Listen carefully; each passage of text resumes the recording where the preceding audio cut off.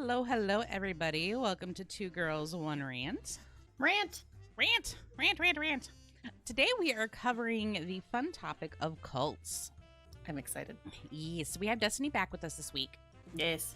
so we're excited for that. I've got many things to unveil for cults. Ooh. Well, because I am still busily stuffing sausages from my lunch in my mouth, would you like to take it off with the first cult that to go over today? But I do want to kind of give a disclaimer ahead of time. We know that cults are dirty businesses. There is some, how would I put it? Sensitive? There's some very sensitive discussions. Like, we won't go into details, obviously, for anything involving children. But I do know that a couple of mine have it as well. So if you are sensitive to that, I guess you would say, like, if anything that happens to children, if that disgusts you, you can't hear about it, or you find it rather disturbing, I guess have a good afternoon. We don't want to offend or upset anybody, but these are heavily entwined with what the cults are. Cults are freaky and also sometimes gross people. So yeah, pedophilia could be discussed. We aren't going to go into detail. We just are it's going to be mentioning pedophilia as well as some sexual situations. But you're free to, pass on if you, not die, of course, but, pass to the next video. Don't pass away, But while Mel is stuffing her face with sausages, and I put emphasis on plural sausage, my first topic is going to be called The Children of God. We already know this is going to be an interesting, pathway, being that the name. So we're going to start off with the Children of God, which was a cult that was established in 1968 by a man named David Berg. Now I'm going to segue this into saying that Berg looked like a mix of that homeboy from Jigsaw along with Christopher Walken. I just want you to kind of picture a Wish version of Christopher Walken. That's what he looks like with a little beard. I digress. Berg grew up in a religious family where his evangelical pastor mother shamed him in any subject pertaining to sex and things against the Bible. She absolutely forbade the thought or exploring or thinking about sexual acts, which is kind of typical with parents, I feel. Most parents, at least religious ones.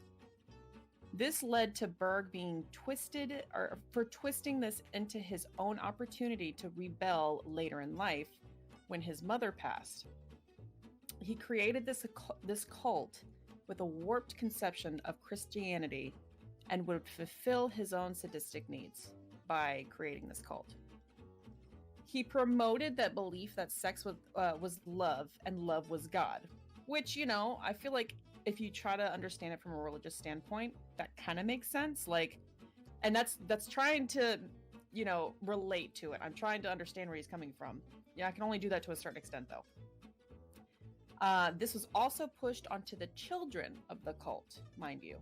And that's where the whole, trigger warning, I'll let you fill in the blanks there, but, that's implied. This was also pushed onto the children, so that's the thing that was there. But even for the adults, they were instructed to, quote-unquote, share other members of the cults in the bedroom. Meaning if someone wanted to sleep with you, you shouldn't refuse, or you would have been seen as unloving, uncaring, and that you really didn't belong. Azriel, I think that is, or I'll just call you David. We're discussing currently the Children of God cult. But we're going to have several different topics we'll do. Currently, Mel is shoving her face with sausages, so I just finished. I did. I'm glad it came to a conclusion. It did. So basically, if wanted someone to, if someone wanted to sleep with you, you couldn't refuse them because you would basically be shunned by the cult as being somebody who was not accepting their practices, which is like, that's disturbing for me. Because what if some greasy, sweaty dude came up to you smelling like unwashed ass and onions, and was like, oh, let's share a bed together? I would be mortified. I would run for the hills. I'd get the fuck out of there. But women just kind of did it, That's, so that way they'd be accepted. That's just degrading in every single way. Because, well, one, there's the attraction. Two, If you're worried about conception or STDs, that's another reason. Shower first, then we'll talk. Oh God. That's the rules. But yeah, that was a thing. Yeah, I think you summed it up at the beginning. To carry out his own deviant conceptions. Yeah, no, he and a lot of these cults, at least the ones that I'm going to be discussing, that's kind of how it is. The person who is leading the cult seems to do it to kind of satiate their sadistic like desires that they couldn't normally in the real world carry out. Well, and I think Mama nails it here with people/women will often to submit to keep the peace, no matter what. Except me, I like to rebel. Well, you are a rebel, but Yes. in general, a lot of women, and there's a good handful of men that will just submit to keep the peace and not cause disruptions. Yeah, especially with religious practices, I can see that. But additionally, along with that whole situation, contraception was not a thing there. They did not believe in contraception, and they did not encourage contraceptive uses. Sorry, guys, I get tongue-tied very easy for those who don't know. So many women got pregnant from men that weren't even their husbands. So that sweaty, greasy, heavy breathing guy that, comes up to you and asks you for sex and you have to basically give it to him. That could be the father of your child. Why am I thinking of the Star Wars kid right now? Yes. Oh my God. But that would be a nightmare. So were they polygamous, or just everybody in the cult had to have an open relationship, essentially? So in short, Berg considered this cult like a family. Like, you had different quote unquote families in it, but they didn't see each other as different families. They just saw each other as a full family. And he is the center of this family, and everyone slept with each other. That's how it was. So it wasn't like any sort of specific label. It's just like, hey, we consider ourselves family, but we also fuck. That's getting down south right there. I mean, you can't get no more Alabama than that. I don't know what else to tell you. I think DJ's gonna rage at you. Hi, DJ. I was thinking more Kentucky, but I mean, they're close. They're close enough. There was also a practice within this cult known as flirty fishing, in which young female cult members were ordered to use their sexuality as a tool to entice men to join their commune by having sex with them. I feel like I've heard this in a lot of different cults, actually. They use the women's like sexual prowess to lure men in, and then they just kind of join in. Oh, come here, big boy. Yeah. I want to puke now. This also applied to married women with children. Like, it's not even just like single young females. It was basically like, hey, if you look good enough and you are able to secure somebody who might show sexual interest in you, you need to bring them into our commune so that way we can, have more people. So they even they had schedules laid out of who was supposed to sleep with who on a given night. What in the world is that? They had like, I imagine a large calendar in a room, and people are just filling out like, I'm sleeping with Roberto tonight. But I wanted to sleep with Roberto. Well, fuck you. God, I'm sleeping with Roberto, okay? Well, no, T, and they don't have to be sweaty, greasy, big. I mean, you could be shacked up with somebody who's actually quite handsome. But there's that whole thing, like, if you're gonna hop in bed with somebody, most people equate it to, am I sexually attracted to him in one way, shape, or form, whether it's an emotional attraction or just purely physical. Banging Carl at 4. Artanis. Yeah, well, and I think there was some other thing. I think I read when I was looking it up, wasn't there some like rape charges against young children in that cult as well? There's a lot of things that were involved, but mostly Berg didn't really suffer like any large legal stuff. He died of old age. That was my next question, is did he get caught? Now, does this cult still exist today? Yeah, I'll be getting into that one because it does. It's just under a different name. Ooh, well, tell us more. So Berg would make audio tapes preaching his gospel for his followers, right? So he would sit in, sometimes it was video recordings too, but mostly audio, just audio tapes. So he would sit in a room and he would basically preach what things he had to teach them. And they would include things like guidelines or rules that they were supposed to follow. And these people would listen to them almost all the time.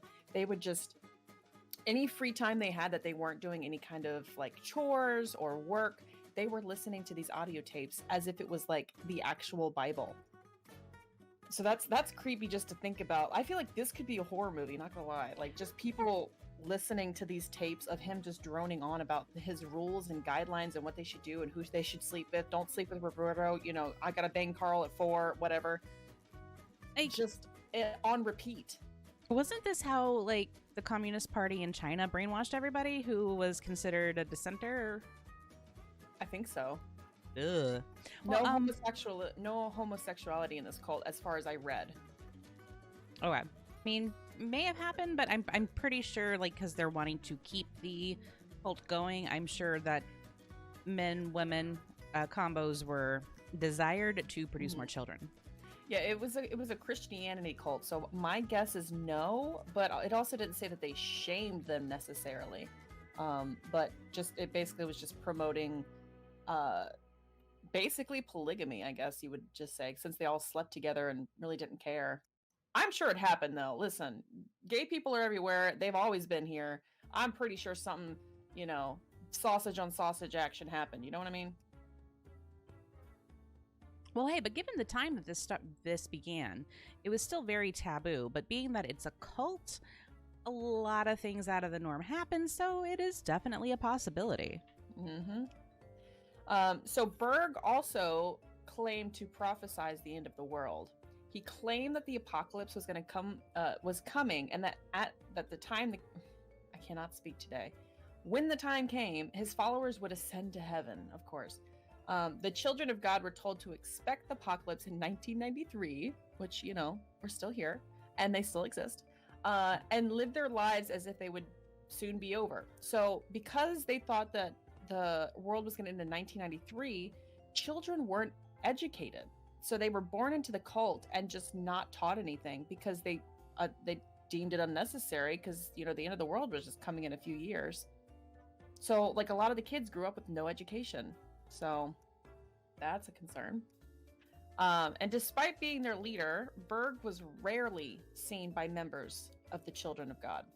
Yet, because of his little audio tapes, he sent them out almost like a celebrity. And he remained in constant communication with his followers through what became known as Mo letters, M-O. Mo letters were physical documents that basically was distributed among his followers and kind of ruled like a Bible. So it was written like a Bible. It was written in like the same context. It was a thick book. And it had all of the rules and guidelines and what you should and should not believe. Just things that he pushed onto his followers. He wrote over 3,000 Mo letters in his lifetime. That's a lot of pages. I have a new proclamation. God has decreed that pink is no longer a color that should be worn.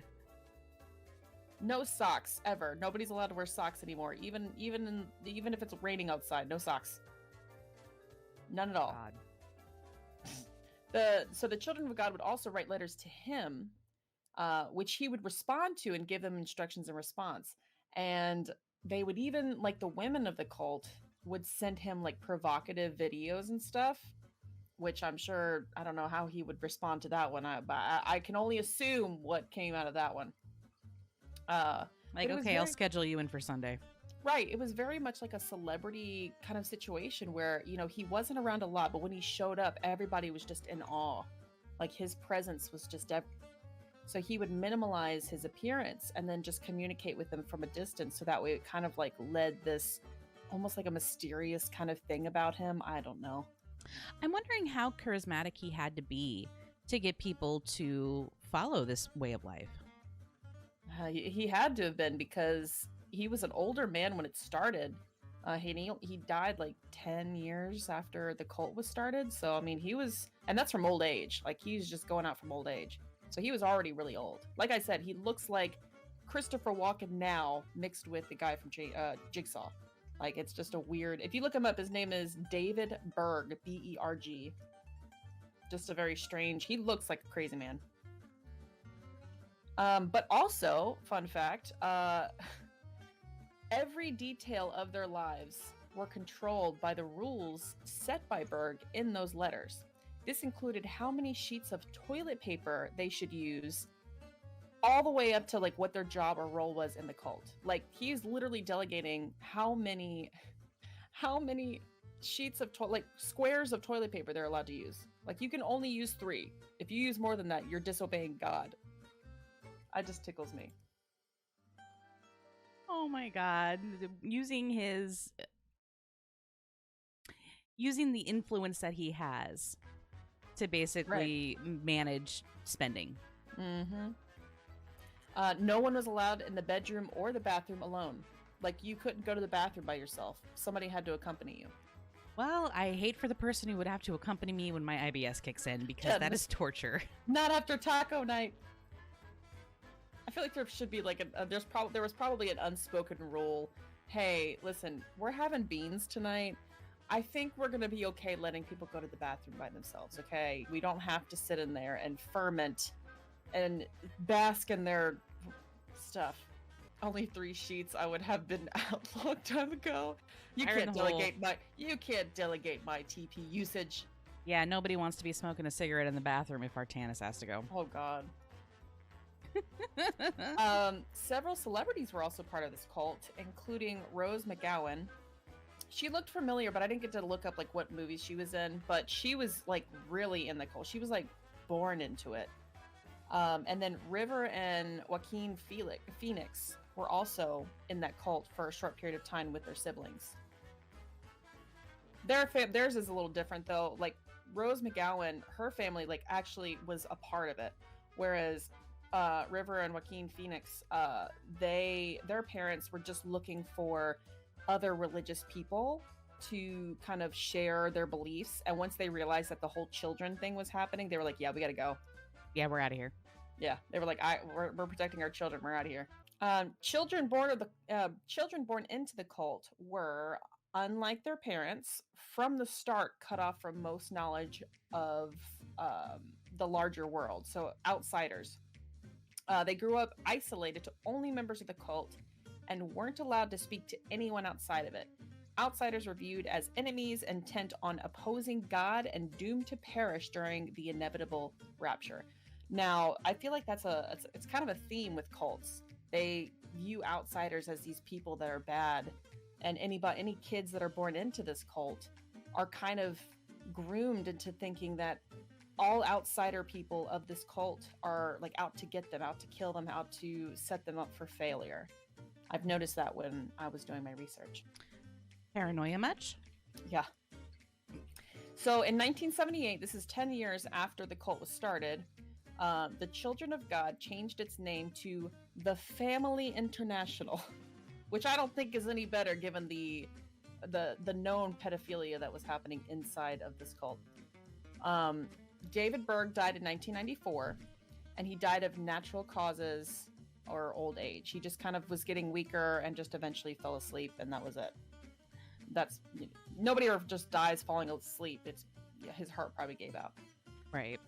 But he had a secretary under him who he also slept with, named Karen Zerby, who ended up taking control of this cult, and it's supposedly still a thing to this day. And she's also known to the cult as Mother Maria. I think also Queen Maria, which is a little too much. But they are super underground. Like nobody knows where they're located now. The last time Mother Maria was seen was in Mexico, like 10 years ago. But aside from that, it's just super underground. They're trying to remain super anonymous, especially given the pedophilia situation. I don't think Karen Zerby follows that notion anymore.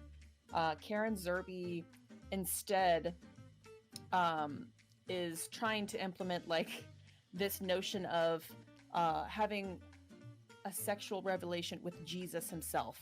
So instead of love is love and love is God, Instead, she's like, hey, we all kind of just want to fuck Jesus and, you know, just live in harmony. I think that's what she's pushing on the cult now. Yeah, I Oh, think you know. somebody needs to be committed. But what Yeah. gets me is that even though he passed away, there were people enforcing these rules that he had in place. And it's kind of disgusting that nobody had to pay the price for it. Right. He didn't, as far as I researched, he didn't have any legal repercussions. Now, there was a time where the FBI was after him, but somehow he was able to evade them. I don't know what he did, who tipped him off, or if maybe he bribed someone to like let it go. But he, as far as I know, he didn't suffer any kind of legal repercussions for this. And there's a lot of obviously there's a lot of unaliving themselves after the cult when, you know, they realize what they went through. So a lot of people have died just because of the trauma. But yeah, that's the Children of God. Yeah, I came across that one. I found it probably as disturbing as the other ones. Yeah, it's a lot of disturbing ones. That was probably the more of the disturbing ones that I had. Just figured I'd open up with that one. Oh, I got a similar one, but the bad guy got his got what he deserved in this one. Oh, nice. A closing. Yeah, there is a closing on this one. So this one is pronounced NXIVM, but it is spelled NXIVM, and it was founded in 1998 by Keith Raniere. And please excuse the ferret in the background. He's playing a garlic phone with the rest of the Lost. He's a giggly boy. Oh yeah, they're being crude and like they can't stream that one.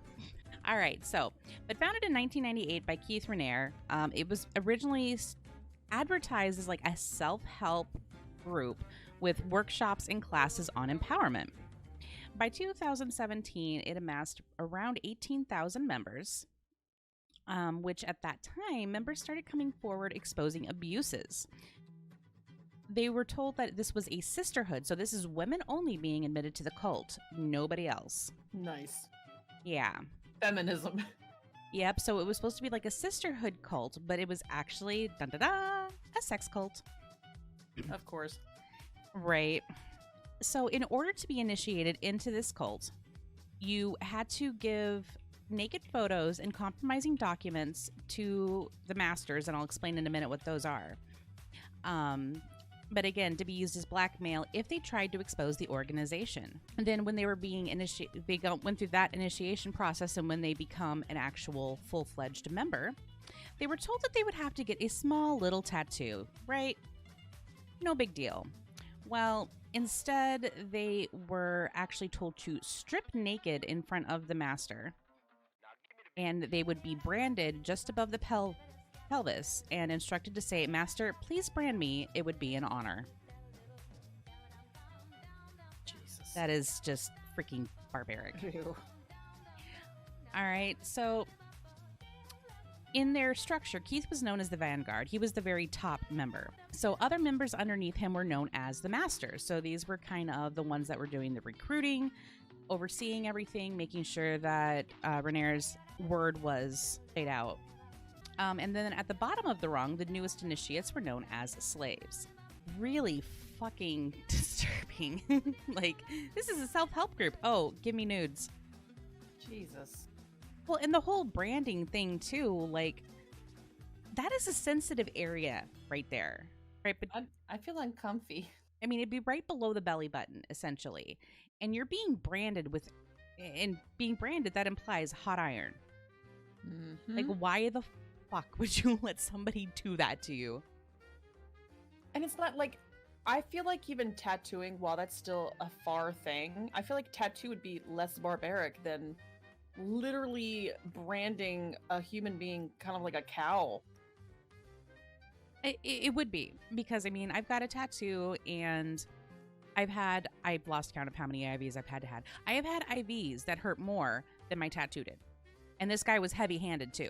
So I'm just imagining, and I'm a needle phobic, and I mean, I would rather take the tattoo or even that bad IV over being branded. Because Right. it's not just that initial pain, because it's hurting all the nerves in that area, but it's also that healing time. It would take probably a week or two for it to stop hurting so bad.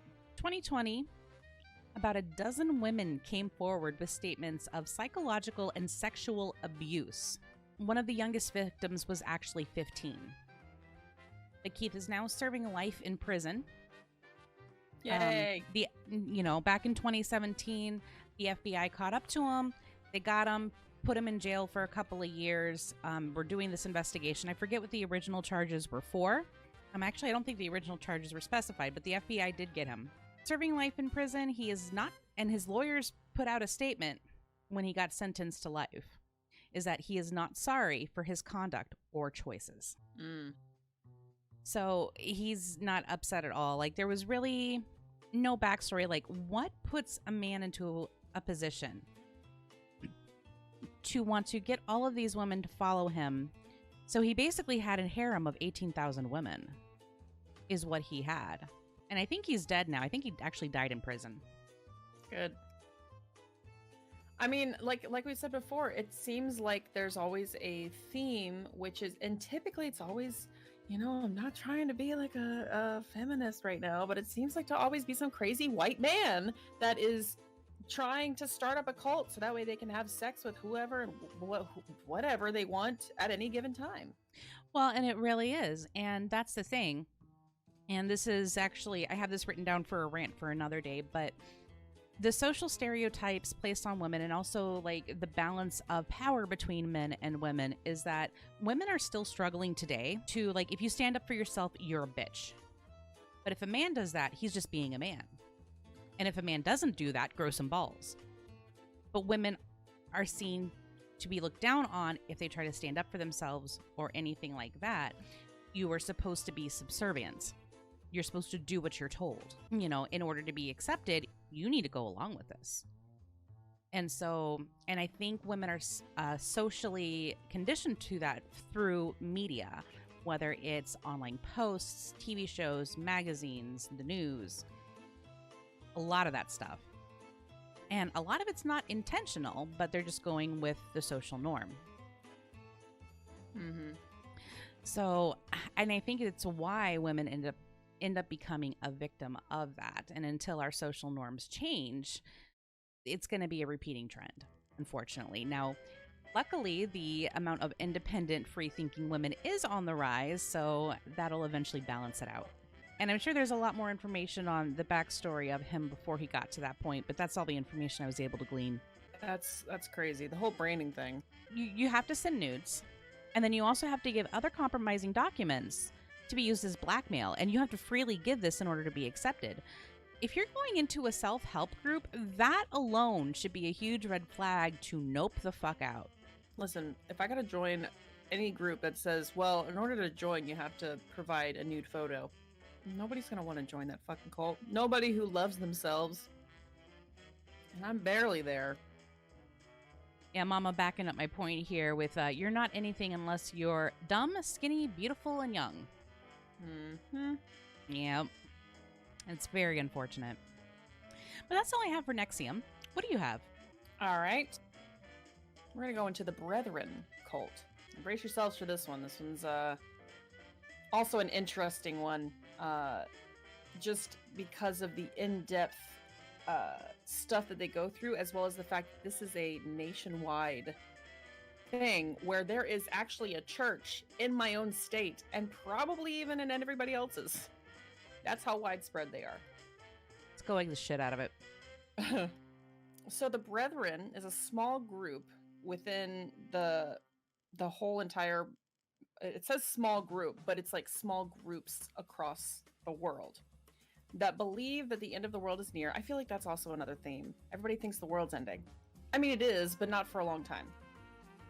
And that they need to purify themselves in preparation. They do this by selling all their possessions and breaking ties with friends and loved ones to join this cult. It's like a sacrifice you have to make. Apparently, like I said, I've got one of these churches maybe about 3 hours from where I live, which is very unsettling. And while the Brethren is technically a church, the way they function is very identical to a cult. So these people attend their church but outside of it still function together, and still view people outside of the church as outsiders. Surprise, surprise. The people are non-materialistic and have a strict set of rules. While there's no hierarchy in the group, there is a quote-unquote man of God who kind of represents them as their messiah figure.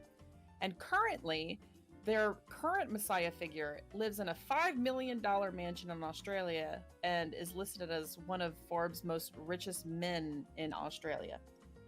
Just for being their public figure. This is literally all he does. He's just a figure. So all the members have to get rid of all of their possessions. But yet Correct. he gets to live like a king. Correct. Like whoever this messiah figure is, he's not the leader of the cult. He's literally just like almost like the face, I guess. Like the face of their group. He just shows up and he's like, "Yes, I believe in this cult." And they're like, "Money, money, money." Hypocrisy much? Right. One of their biggest premises is that the members are not allowed to associate in any way with non-members at all. They can't buy things from people outside of the church. They can't talk. They can't negotiate. They can't do anything. No phone calls. Nothing. That means grocery shopping. How do they get their groceries? Most of their groceries are made themselves. They plant, gardens and whatnot. Or they have to hope that somebody within the cult makes that item, like honey or whatever else. Aside from that, they literally eat garbage. They literally will refuse to purchase things from outside members, where if it's necessary, they will grab things out of a dumpster and eat that. Just as long as they aren't supporting the outsiders' businesses. You know what I mean? You can't support the heathens. Right. That also, just a side note, they apparently never really bathed. They kind of like reverted back to old times where maybe they would bathe once a month or something like that. Something about the impurities. I don't know. I don't remember what their reasonings were. There's different points, but most of them just don't bathe, which gross. So brethren men work and obviously they work in brethren businesses, meaning other people that own these businesses. You can only work for other people's businesses that are in this cult. And the women obviously stay at home. That's just, how that is. Brethrens are not permitted to even eat at non-brethren restaurants. They're not allowed to stay in hotels that aren't brethren owned, or even apartment buildings because of non-member neighbors.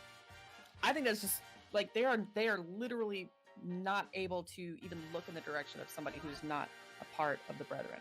Like they're pigeonholing themselves. Basically.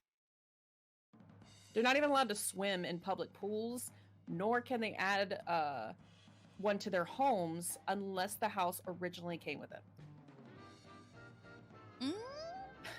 This is very specific items. You're not allowed to have a pool unless your house already came with a pool. Then you can have a pool. Well, because the thing is, like, all right, public pools, I get. Do you know how many kids pee in that shit? But Ew. But going back to like old England times where they didn't bathe, like, yeah, they didn't bathe. It was a huge fucking chore and labor to haul all that water in there to bathe. Right. They'd have like a bowl of water and a rag, and they'd at least wipe themselves down, give themselves like a horse bath. I want to say it has something to do with like, because they can't socialize with non-members, maybe they can't have water, like running water. I didn't obviously dig that deep into the whole water thing, but that's my assumption, is maybe that's why they don't bathe as much. Oh, because the water's provided by the heathens of the city. Right. So maybe like electricity and things like that, they try to avoid, so that way they don't have to talk to non-members. Members couldn't use computers. Sorry, I'm also eating, so you're going to hear me chewing a little bit. Members Are you can't putting use sausage in your mouth? Not sausage. I'm eating pasta salad. They couldn't use computers, obviously, because, the access to the internet could make people know things that they shouldn't know.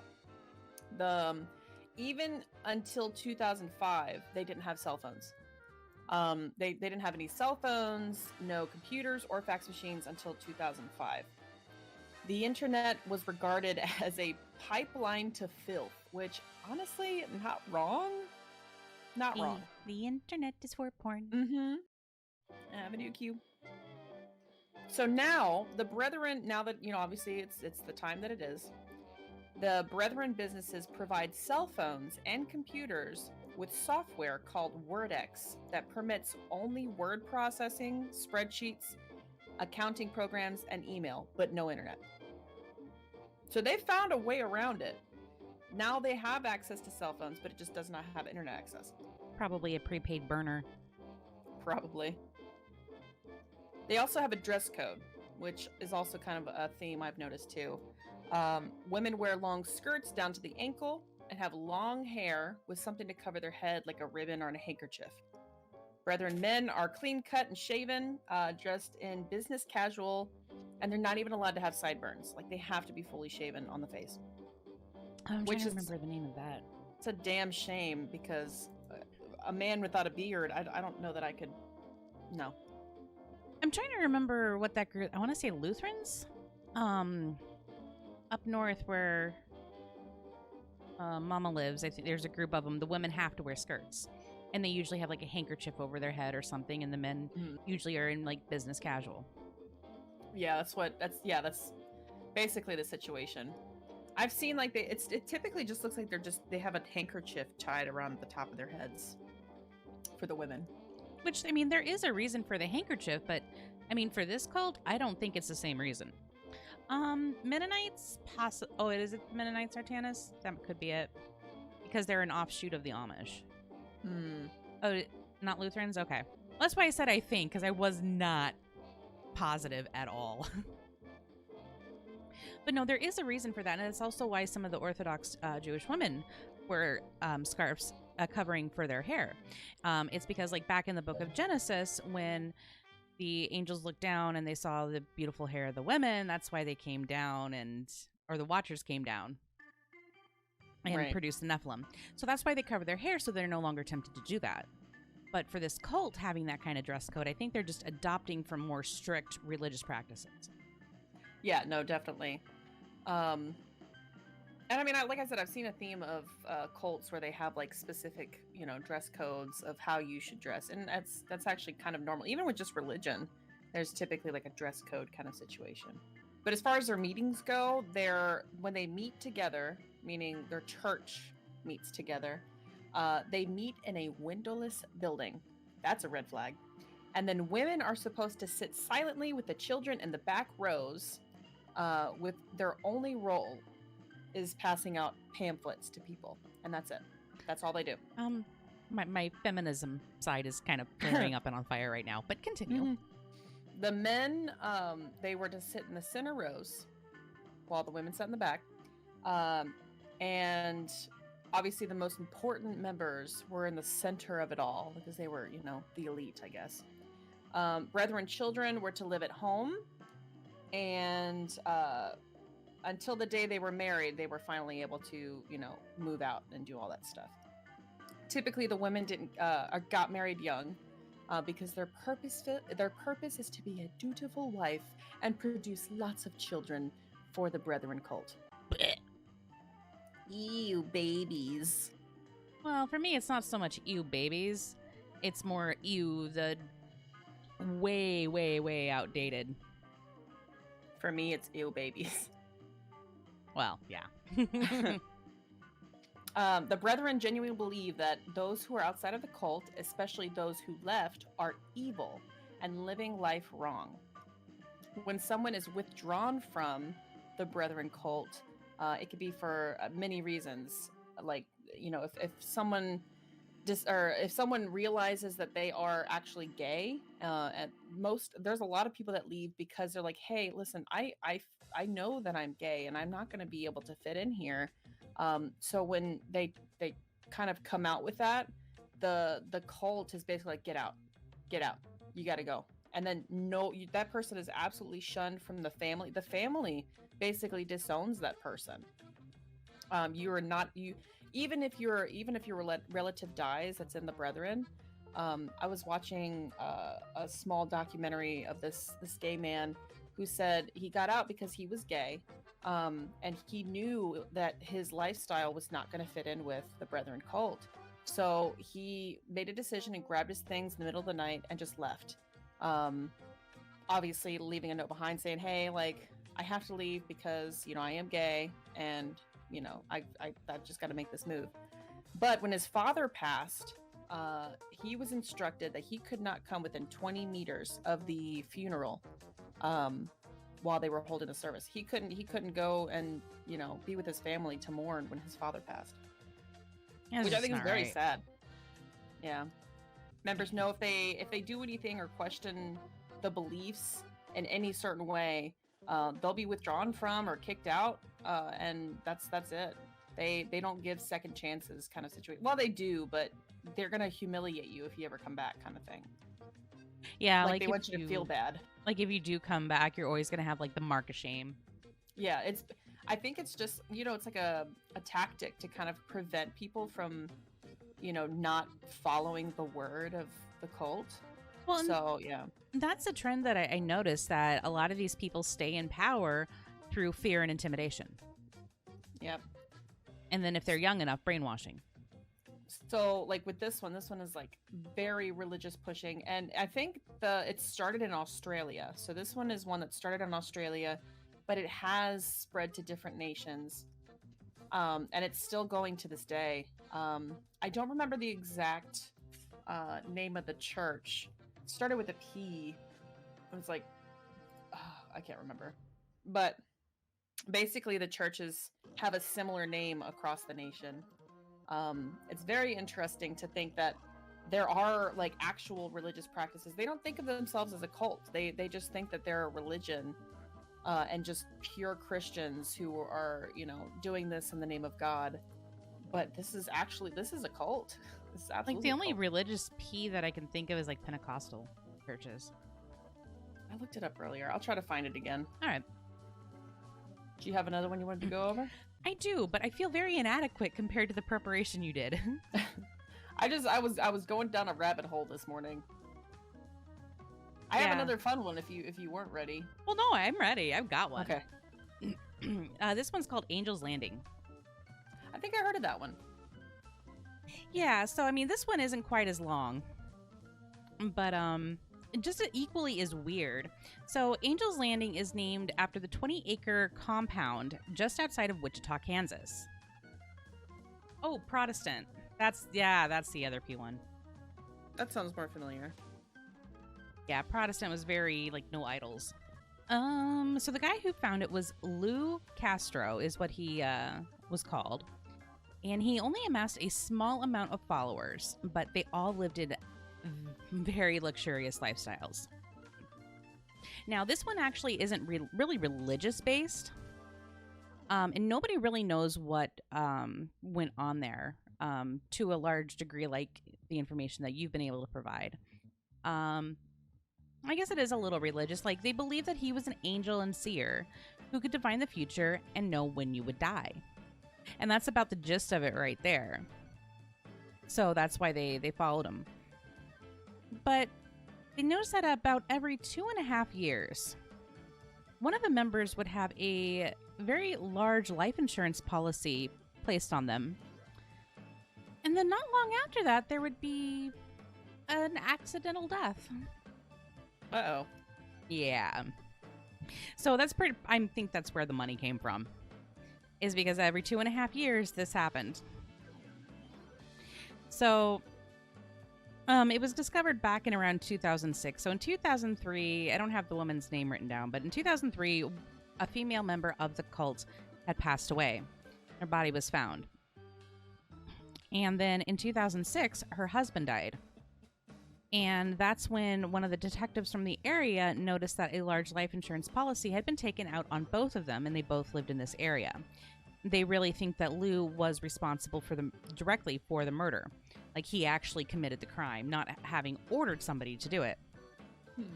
So around this time, they moved from Kansas to Tennessee. And he tried to take a new identity. But soon after this, he was arrested by the FBI for identity theft and fraudulent use of a social security number.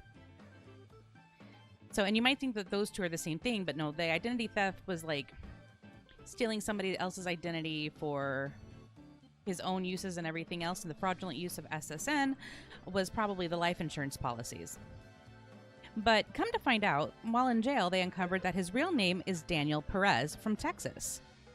While in Texas, he had 2 crimes placed against him, both of them involving an 11-year-old and a 14-year-old girl, and these were sex crimes. So I'm thinking like sexual assault or sexual abuse of some form. Later, it was released that at the commune, he continually raped and abused women.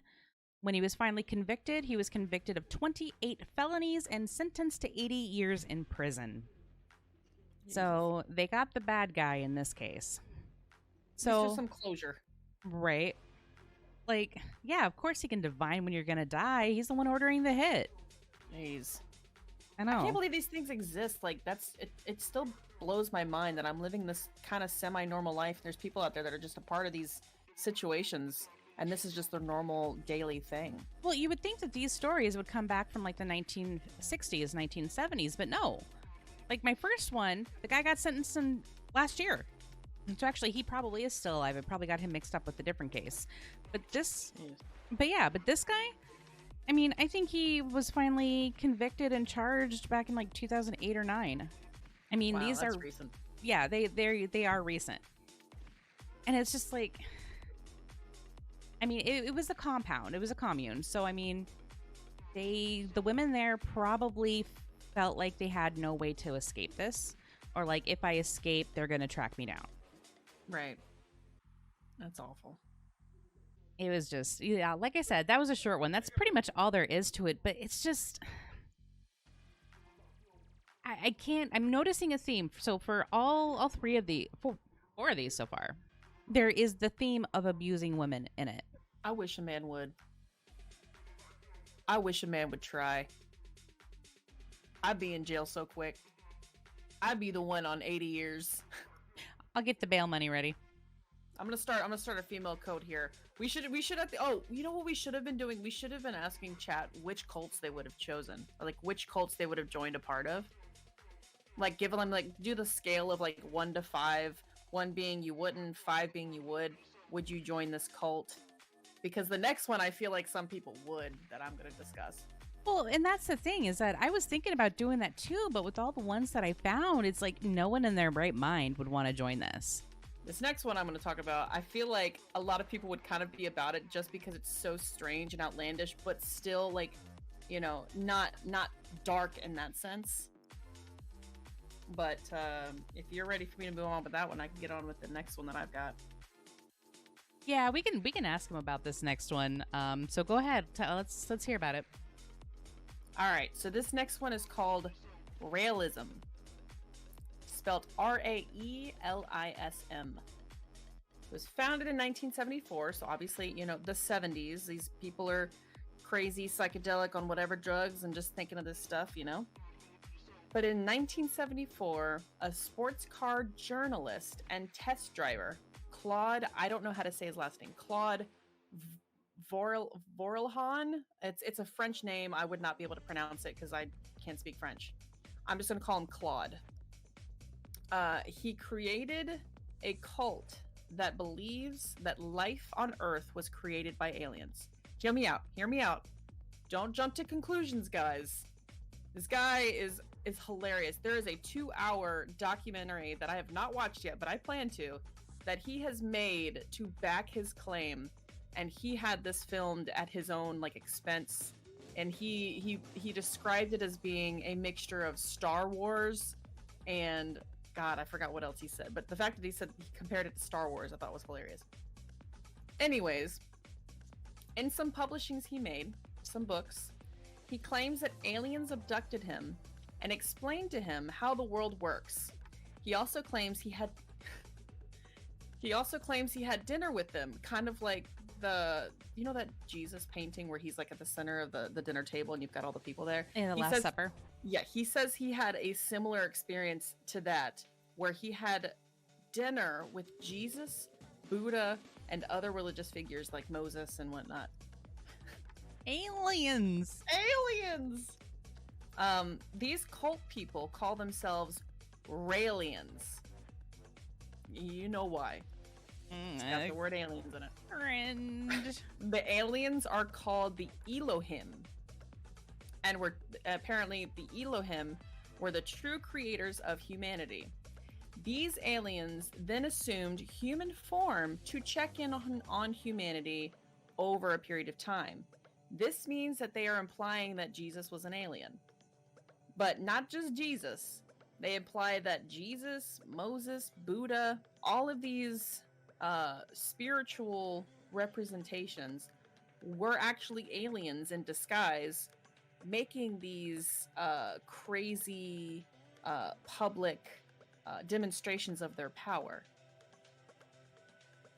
Honestly, it's something that could be, I could see where people would believe it, because they did do magical works on people and their environment, things that normal humans wouldn't do in the Bible, right? Just assuming that everything is, real. But apparently, Raelians are well-meaning people, despite holding some strange beliefs. And they're actually pretty nice and well-going people. Becoming a Raelian is pretty easy. They just ask that you disavow any other religion that you have. That's it. That's all you got to do. And then you can become a Raelian. But you have to be baptized. Y'all ready for the baptism description? Does it involve lightsabers?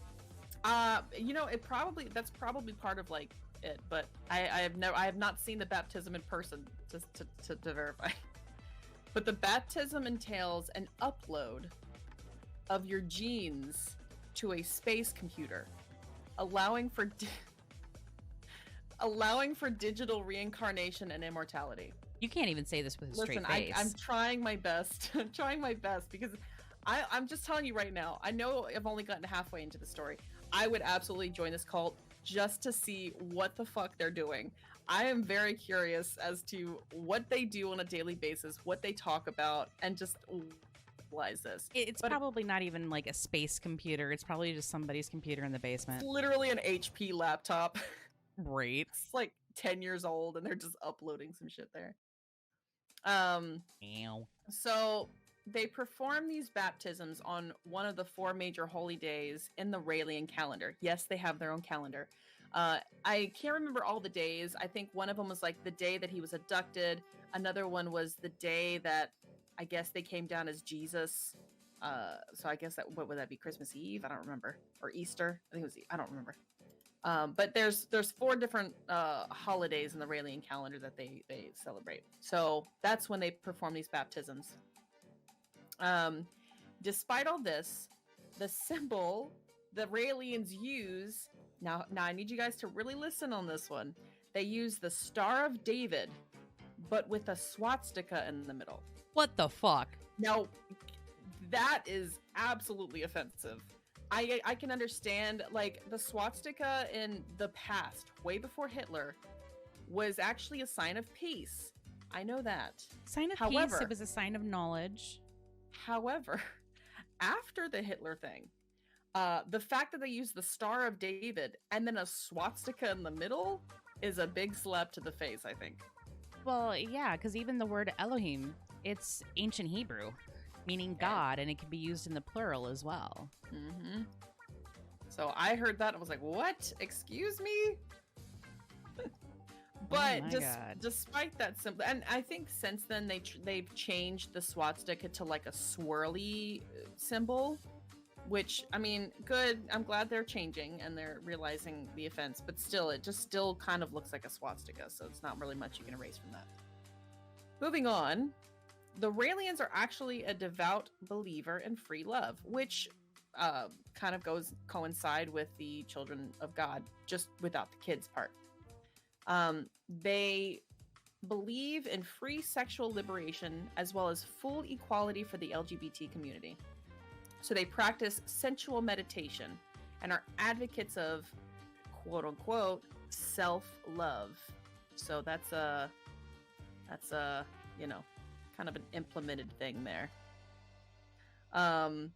So they also they're very advocate about the distribution of condoms, safe sex, and making sure people are safe about it. So while they are promoting free love and spirituality, they are also someone that's like, hey, you should protect yourself, which is good, I think. However, they did have some sort of controversy where they tried to pass out condoms to kids in a Catholic church. So not kids, but like teenagers that would be Right, involved they were of the age. Right. So they were just handing out condoms to these Catholic teenagers and like being like, hey, practice safe sex. And their parents were like, get the fuck out of here. Hey, well, I mean, they got a point because, I mean, I look at, there was a Catholic that I was working with in my first job, and he had to have this big van because he had 7 children. Ugh. I mean, I'm thinking of the financial drain here. Like, if you love children and you want that many, cool, awesome. But I mean, to be forced by religious doctrine that you can't use contraception. Right. Oh, I guess we're not having sex. Right. So in line with the sex thing, they believe that sexual pleasure is a gift from the aliens. Like the aliens gave us the gift of sex, which, I mean, I don't understand that. I might need to dive a little deeper in that one. Maybe I'll watch the documentary at some point, but it's 2 hours long, and honestly, I just don't have the time to watch a 2-hour documentary these days. All right. But if you guys ever have the time and want to watch it, it's on YouTube, so you can find it. It's very easy and it's free. They also claim, and I did a little bit of research on this, but I didn't do a lot on the cloning. But they claim that they have cloned a human child back in 2002 and named it Eve. Obviously, sure. They also claim that Adam and Eve were made by aliens as well. So I'm guessing they made Eve kind of as a representation of Adam and Eve kind of thing. But they never proved that they did this. There was no, like, they didn't show the child. They just said, yeah, we cloned a little baby girl. That's it. Okay. But apparently the government got involved. They were like, did you actually clone somebody? Because we have to be involved if that's the case. We can't be cloning people. So, as a conspiracy theory, there's a chance that maybe the government got involved and was like, hey, you're not allowed to do this. Let me see if you actually clone somebody. And even if they clone somebody, the government could have been like, listen, we'll give you a lot of money if you just give us this technology. Mm-hmm. Don't ever use it again, though. Because, I mean, that goes back. That takes us to, like, the conspiracy theory that the existence of humans is a biological experiment. And also lining up with the Anunnaki thing. So it's like they plucked a little bit out of different religions and threw it all together. Right.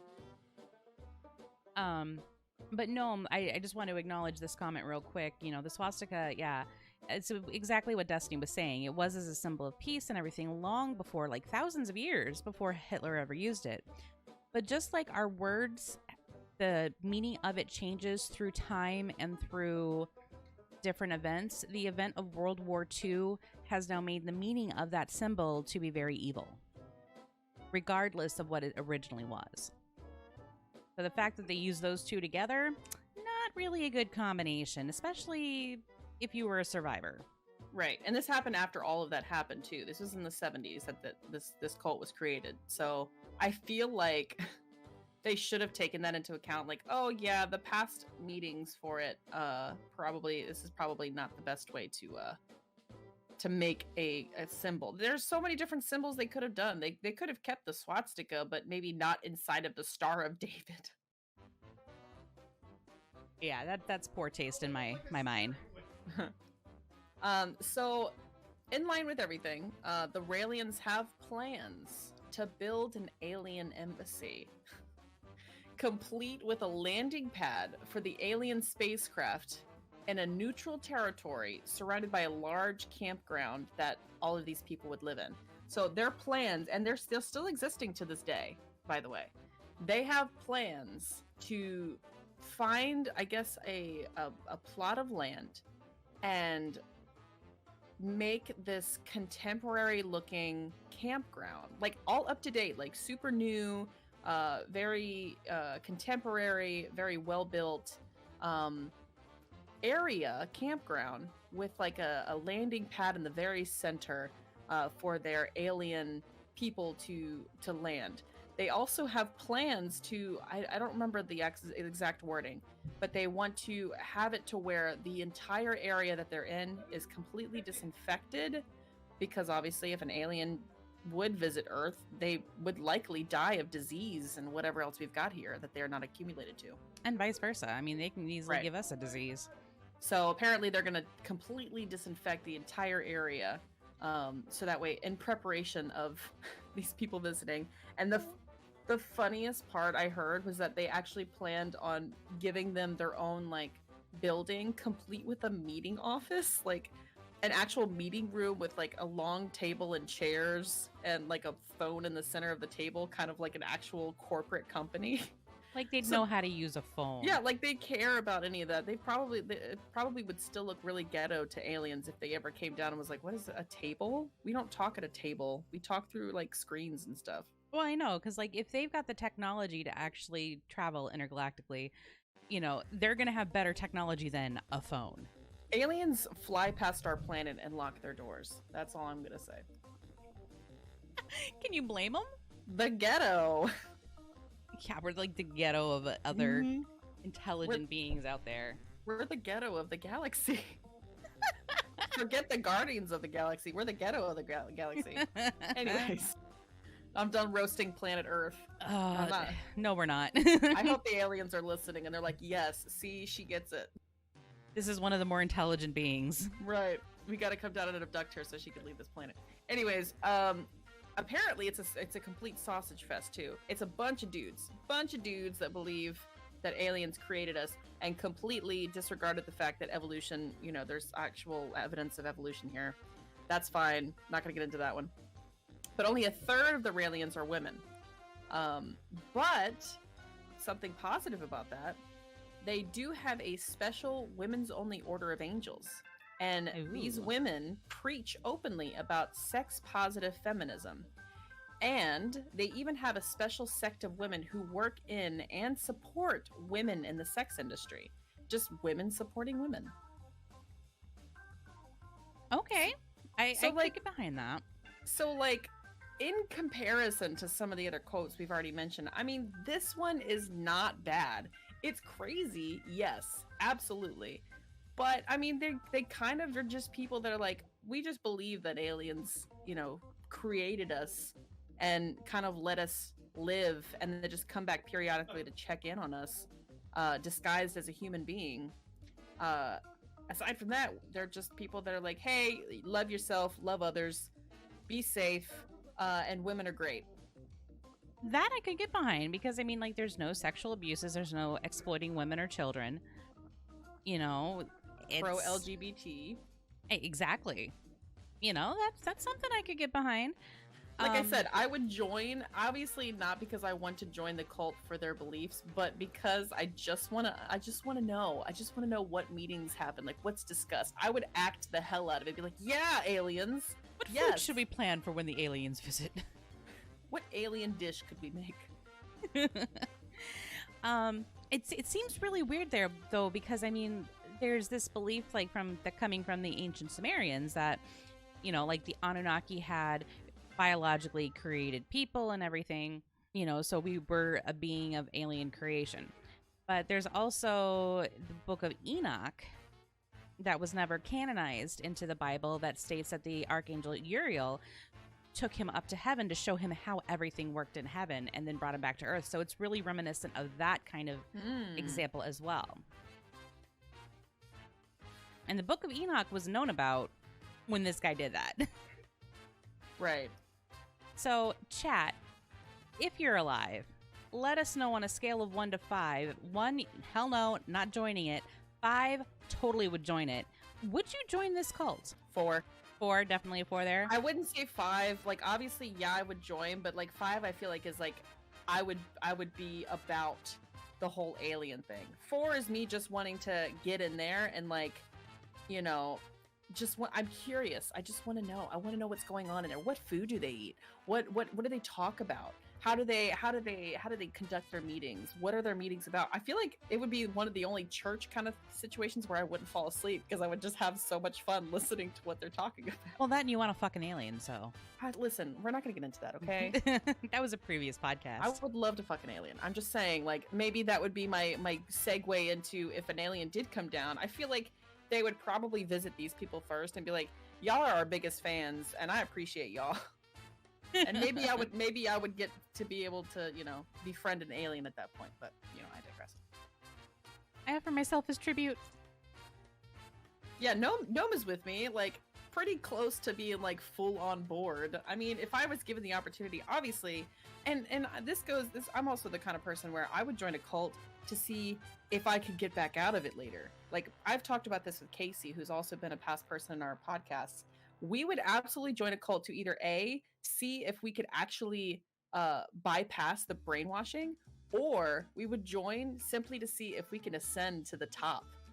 Like that's literally just that sounds fun to me, and I know that sounds crazy. I'm probably crazy, but You are, but on the other hand, too, I'd probably be right there with you. I would mark myself at about a 3 because I'm definitely curious, but I also have my own beliefs and studies about religions and everything else. But like the Right. whole women helping women aspect of it, the whole just loving yourself, encouraging the safe sex rather than it being taboo. And they're just a bunch of people just like, hey, this is what we believe. This is our group. and they don't eat garbage or don't bathe. You know what I mean? They actually bathe and eat normal food, as opposed to the last brethren topic Right. I had. Yeah, and they don't force you to give anything up. They're not abusing women and children. No, they're. It's like I said, they seem kind of normal. They're not killing others. That's Oh, yeah, right. they're not killing people. Yeah, they're not killing each other or their own members. They're just basically like, hey, man, we acknowledge that aliens exist, which most people do. Aliens, well, I mean, some people don't believe it, but the aliens are out there because aliens just mean that there's other life on other planets. And yeah, that's absolutely right. But did they create humans? I don't believe that, because obviously I believe in the science behind it, which is evolution. And but it's still interesting to think about, like, could an alien have come down as Jesus and identified as the name of Jesus, and that's what kind of created the Bible? Possibly. Like, Jesus could have been an alien. Who knows? Like, that could have been a person that was healing people, and like those things legitimately happened. And then I'm not a super religious person, so I don't know exactly what happened, but didn't he, like, quote unquote die and then his body disappeared from the tomb thing? Couldn't he have been taken back by his alien people? Okay, so for the Easter story, so he was crucified. They pulled him down, they buried him, and they rolled a huge stone in front of his grave. And then 3 days later, when they went to go apply more oils and herbs to the body, his body was gone, but that's when he had been resurrected.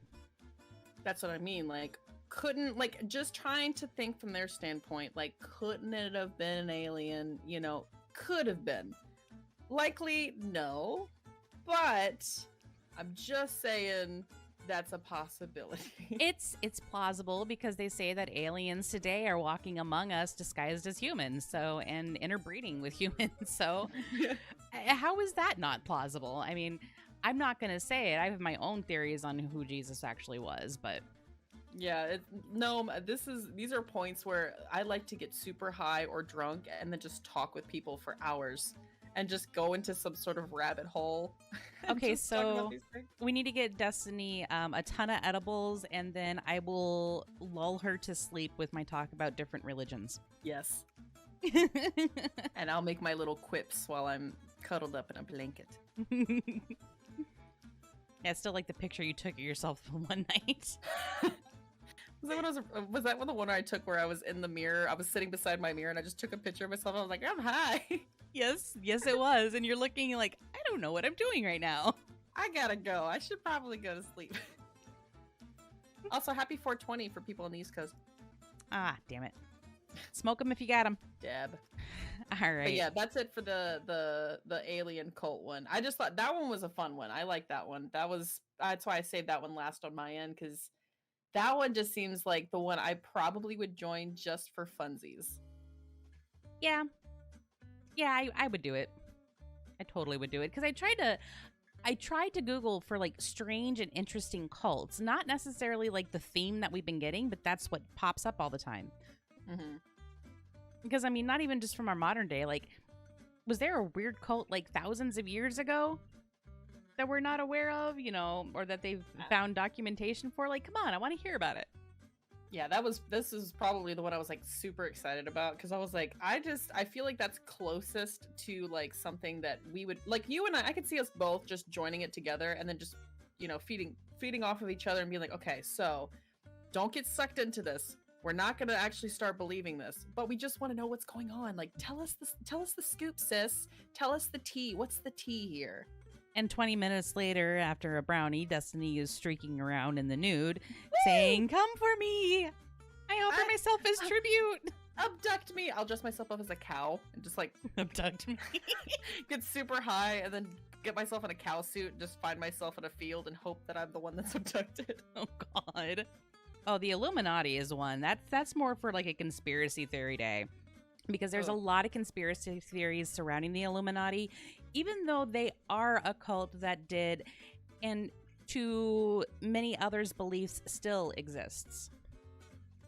Yeah, I definitely want to brush up on Illuminati and the satanic cults at some point. Oh, I didn't go into satanic cults because personally, the people that I've actually encountered that are actually in the satanic cults are super cool people.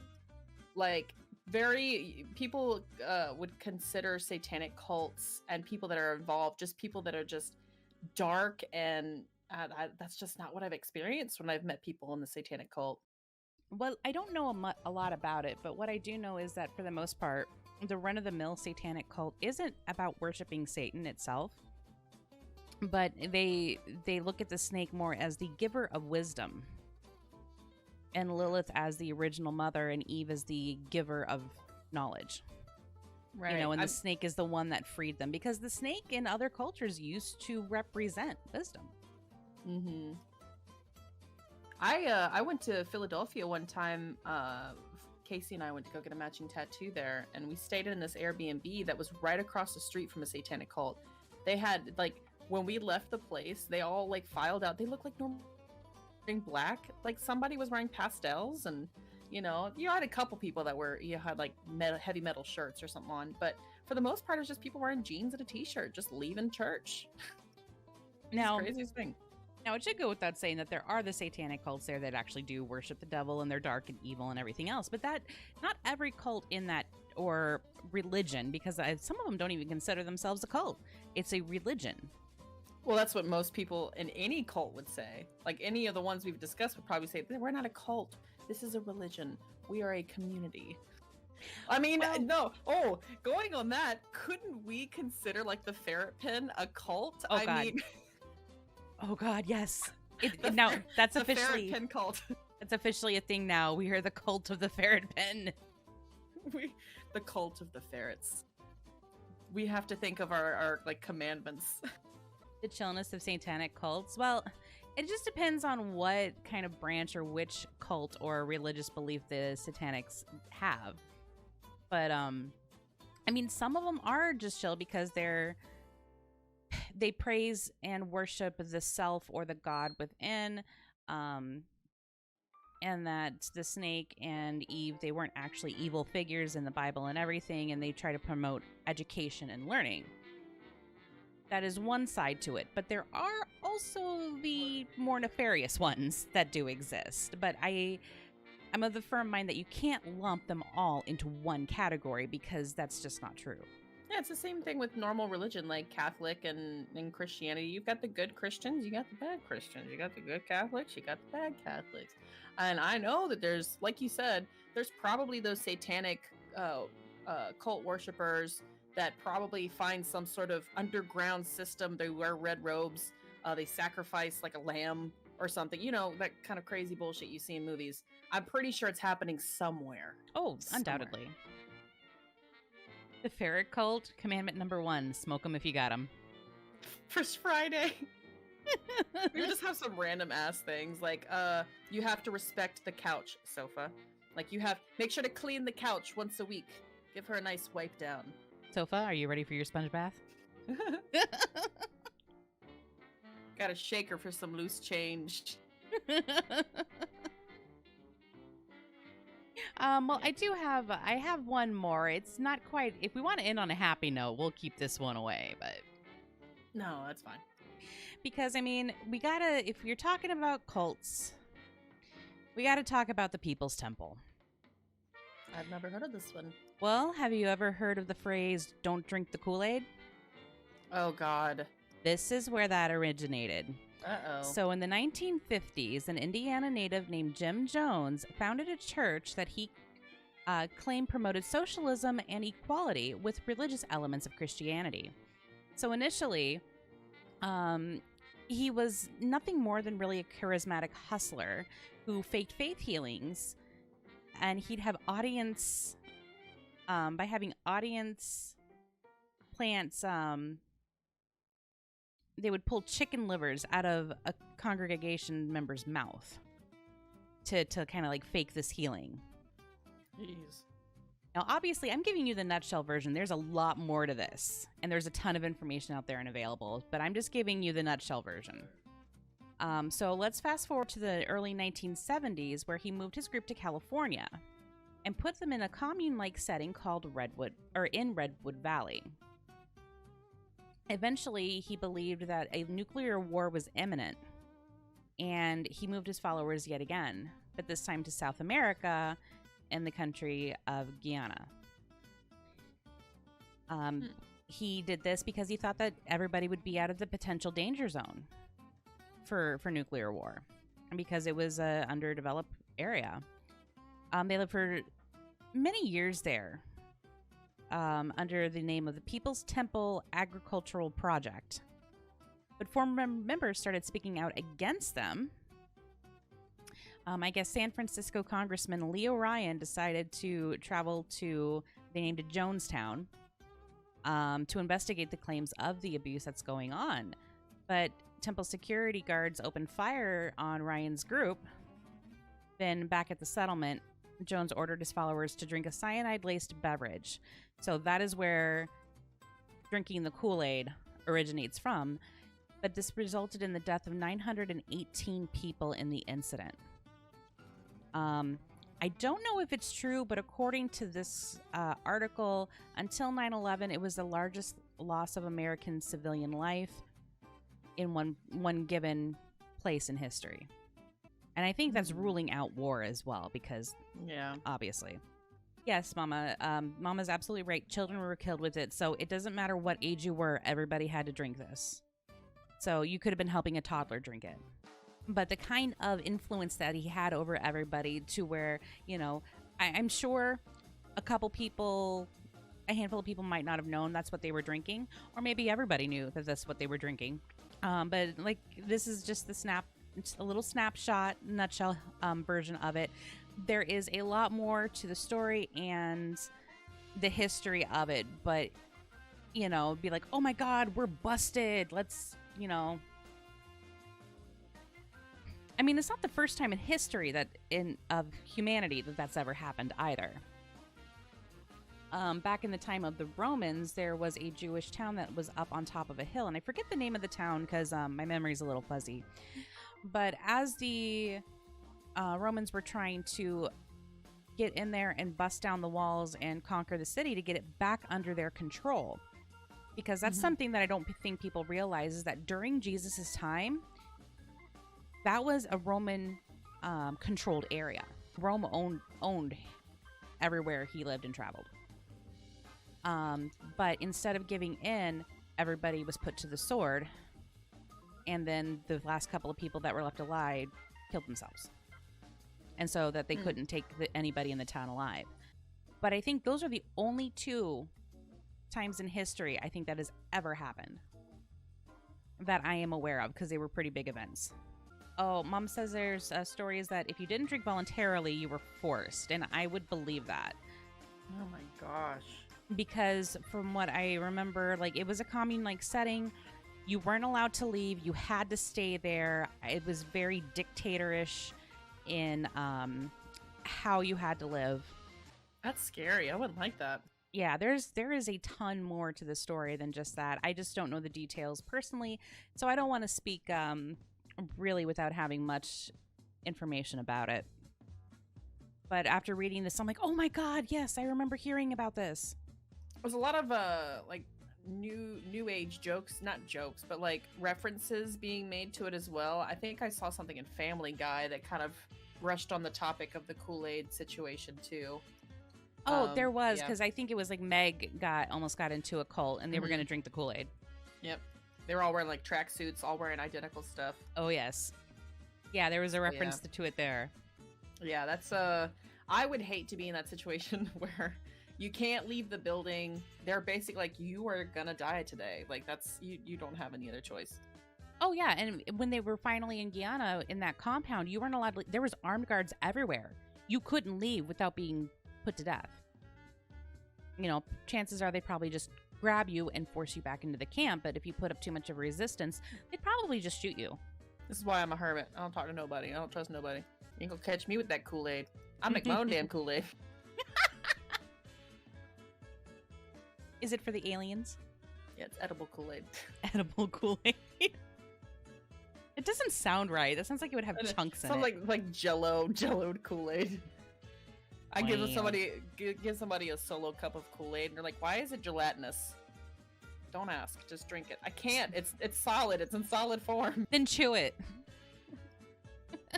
Chew your Kool-Aid like a grown adult.